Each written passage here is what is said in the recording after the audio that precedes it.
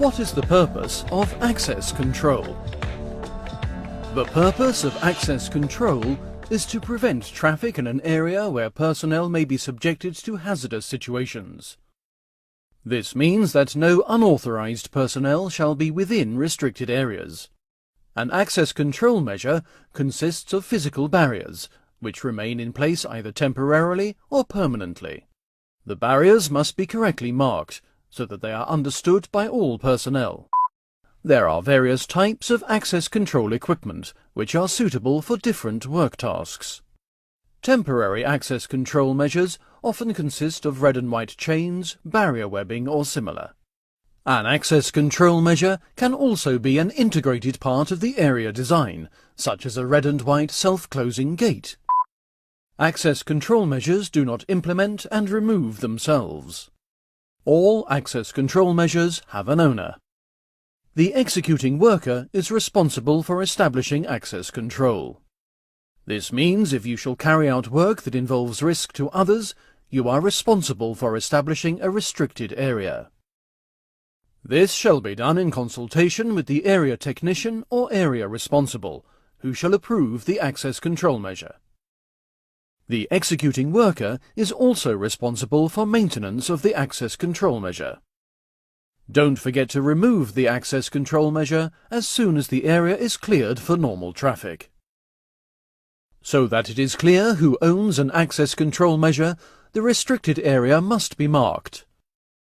The sign must be clear and provide information about relevant hazards, the type of access that applies, no access or authorized personnel only, the owner of the restricted area, and the channel or telephone number on which the owner can be reached. The sign may also provide information such as references to any relevant work permit, and the time at which the access control measure was established. Access control measures must be respected, even if you do not see work being carried out.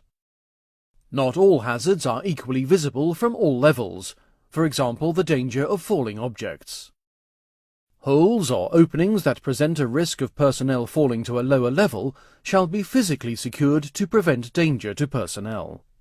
These access control measures should be as solid as a railing. For example, this might be a lockable gate or an access control measure installed using scaffolding materials.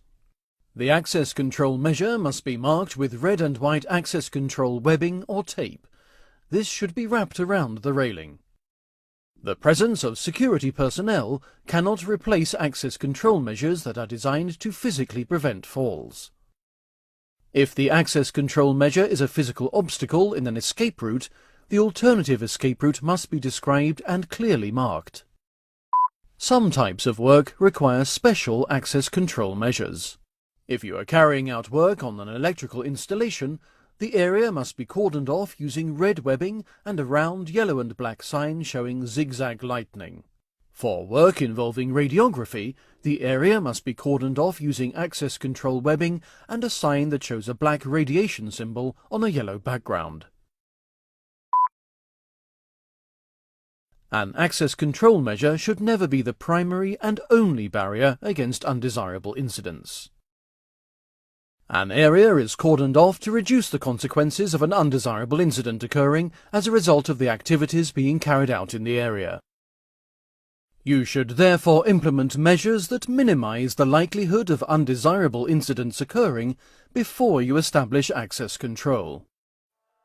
You then implement the access control measure that will reduce the consequences if anything goes wrong.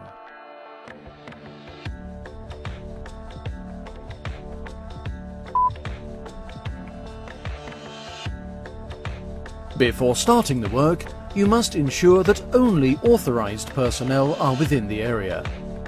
Remember to remove the access control measure when the work is completed. If the restricted area is not yours, there is only one thing that you should do: keep out.